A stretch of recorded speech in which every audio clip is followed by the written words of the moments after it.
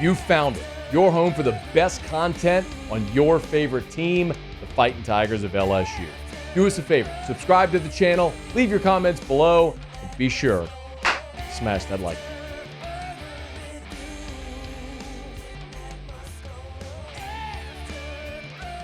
So LSU is going to be without the services of defensive lineman Maason Smith for the opener against Florida State. You know that by now. Hat tip to Wilson Alexander, who got the story. And I know that generally isn't the part of the story that anybody truly cares about, but good on Wilson. I mean, this is a story that none of the national guys got. I actually had a conversation with a couple of staff members last night who they found out about it when Wilson broke it. So hat tip to Wilson for getting the story and breaking it. And my reaction initially was the same as many of your reaction, which was, how in the world in the NIL era does anyone get popped for impermissible benefits? I literally tweeted that last night. And some of you said, well, isn't it your job to find out? Well, not exactly, because I'm a radio show host. I'm not a breaking news reporter. That's not the job that I do. But I figured, what the heck? And so I started making a bunch of calls, and within a couple hours, I feel like I had the story. And so I tweeted last night, as I'm sure many of you saw, the circumstances that surrounded Maason Smith's suspension. I'll sort of very quickly run through it for those who maybe aren't familiar as of yet. NIL went live on July 1st of 2021. Remember, Maason Smith was an early enrollee, so he was on campus for the spring of 2021. Then guys, after spring ball, the semester ends, they go home, and then they come back in June to begin off-season workouts with the strength and conditioning coach. They can't do on-field work with the coaching staff, right? But they can do player-led activities, and then they can do workouts with the strength staff. That's in June. So literally less than a month before NIL went live, Maason Smith participated in a paid autograph signing. It is my understanding that, as many have asked, who turned him in? Apparently, the person who organized that paid autograph signing is the person who did, in fact, turn the players in to the NCAA.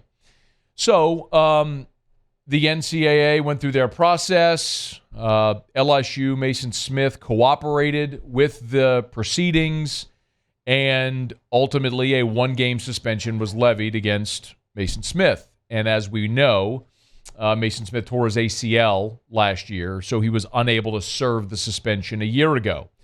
It is also my understanding that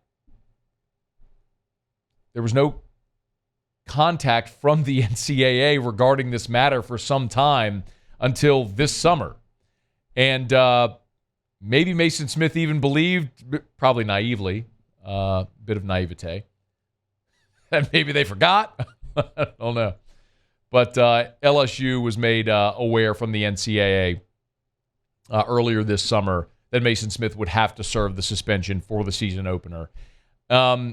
Something else I'm happy to share is that there was, at bare minimum, a consideration by LSU of trying to move the Grambling game, which is set for week 2, up to week 0. So that way Maason would miss the Grambling game and not the Florida State game. However, logistically, they were unable to do that. I know a lot of people may ask why. Something that I would remind you is, when you talk about the logistics of an LSU football game, it is so much more than just, hey, get Grambling to bust down and play a game in Tiger Stadium.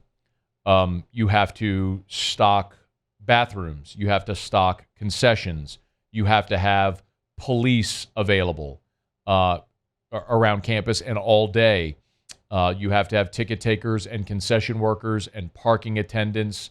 You have traffic considerations around.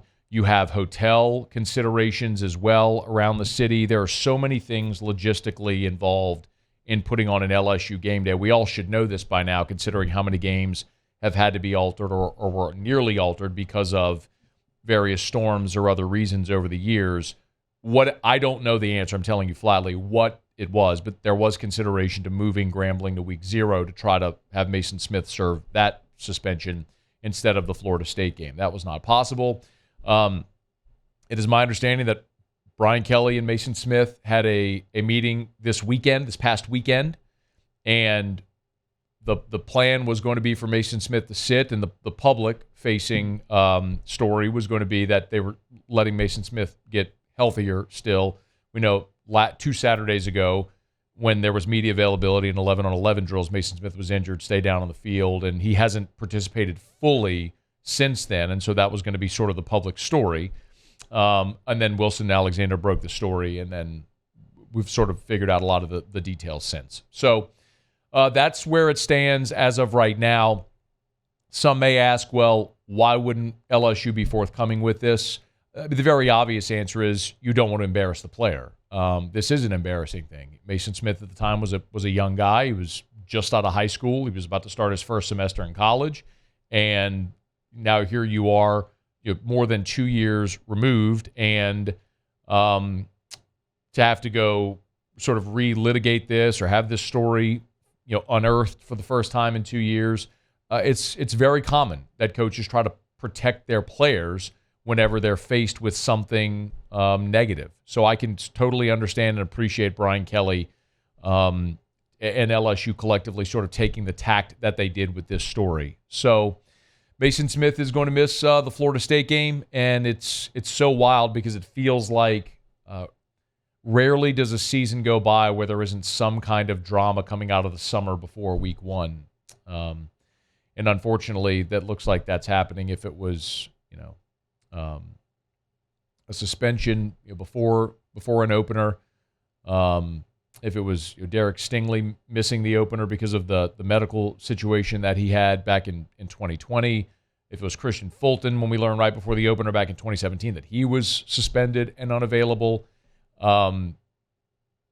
it's just rarely does a season go by that there isn't some type of drama leading up to the opener. Unfortunately for LSU, this involves the guy who was arguably their best defensive player. Now, Harold Perkins may have something to say about that, but those two were very likely 1A, 1B in everybody's book in whatever order you want to go. So to everyone who's going to react to this and talk about how foolish it is, I completely and wholeheartedly agree that the NCAA is retroactively punishing a player for something that happened 2 years ago, just literally days before NIL went live and this exact behavior is allowed. To miss a game feels like an extreme punishment for something so menial and so trivial. I hate it for Maason Smith. I hate it because he would be such an impactful player in this very important game. I hate that Florida State gets to go 2 years without having to play Maason Smith.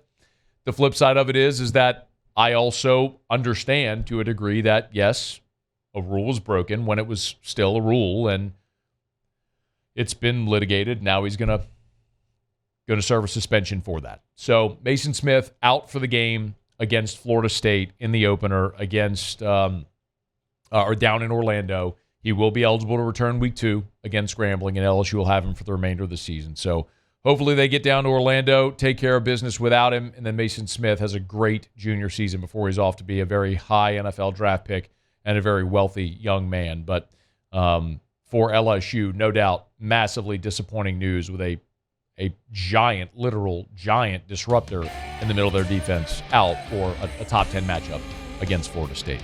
Hey, thanks so much for watching. Please leave your comments. I love to interact, and be sure to hit the red subscribe button below.